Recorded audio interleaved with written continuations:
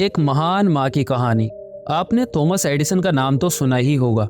वे कितने महान वैज्ञानिक थे ये बताने की जरूरत तो नहीं है, लेकिन शायद आप ना जानते हो कि उनके महान बनने की न सिर्फ नींव उनकी माँ ने रखी थी, बल्कि महान बनने की इमारत भी उनकी माँ ने ही चुनी थी।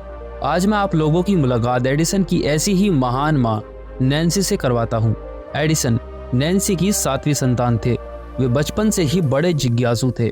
जब 7 साल के हुए तो उन्हें एक स्कूल में भर्ती करवाया गया। उनकी जिज्ञासा उनके आड़े आ गई। वे बात बात पर टीचरों से सवाल पूछा करते थे। इससे तंग आकर एक दिन टीचरों ने नैन्सी को बुलाकर उनसे कहा कि आपका बच्चा काफी डल है और ऊपर से फालतू के सवाल भी पूछता रहता है। माँ नैन्सी को अपने बच्चे को डल कहा जाना बिल्कुल भी रास नहीं आया। वो इतना नाराज हो गई कि उन्होंने एडिसन को उस स्कूल से ही निकलवा लिया।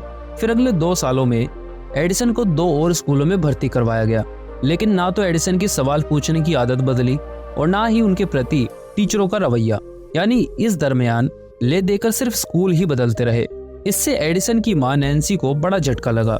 वो बहुत ज्यादा दुखी हो गई, क्योंकि उनके बच्चे को कोई डल समझे या उसका अपमान करे ये उन्हें बर्दाश्त नहीं हो रहा था। आखिर उन्होंने एडिसन को स्कूल से उठवाते हुए टीचर से साफ कह दिया था कि मेरा बच्चा डल नहीं है, बल्कि आपकी नजर कमजोर है जो उसकी प्रतिभा को नहीं देख पा रही। अब नैन्सी खुद भी टीचर रह चुकी थी। वो जानती थी कि अगर एक बार बच्चे का आत्मविश्वास डगमगा जाए तो फिर उसे संभालना बहुत मुश्किल हो जाता है। तो उन्होंने आगे से अपने बच्चे को किसी दूसरे स्कूल में भेजने का फैसला किया, बल्कि उन्होंने एडिसन को घर पे पढ़ाने का भी तय किया। एडिसन अपनी माँ के इस प्यार और विश्वास से बहुत खुश थे।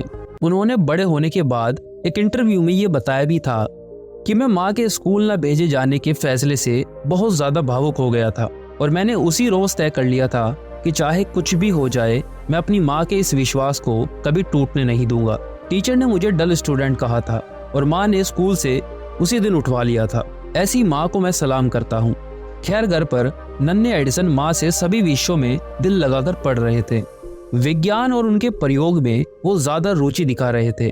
उधर माँ से हर विषय में उन्हें मोटिवेशन मिल रहा था। और आखिर एक दिन माँ की इसी प्यार भरी पकड़ाई उंगली के सहारे वे दुनिया के सबसे ज्यादा यानी 1093 पेटेंट्स रजिस्टर करवाने वाले वैज्ञानिक बन गए। इनमें उस बल्ब का आविष्कार भी शामिल है जिसने दुनिया को रोशन किया है। बस हर माँ को नैन्सी से सीख लेनी चाहिए। बच्चे को दुनिया में लाती भी माँ है और बच्चे के सबसे ज्यादा करीब भी माँ ही होती है। और बच्चा अपने बचपन में चाहता भी माँ का प्यार और विश्वास ही है।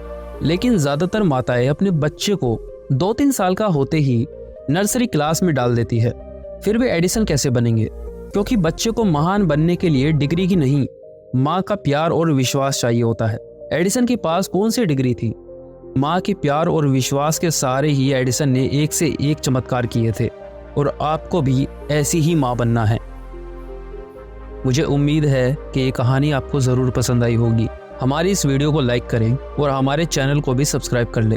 ऐसी ही महान कहानियाँ मैं आपके लिए लेकर आता रहूँगा। अब मैं मिलता हूँ आपसे अगली स्टोरी में।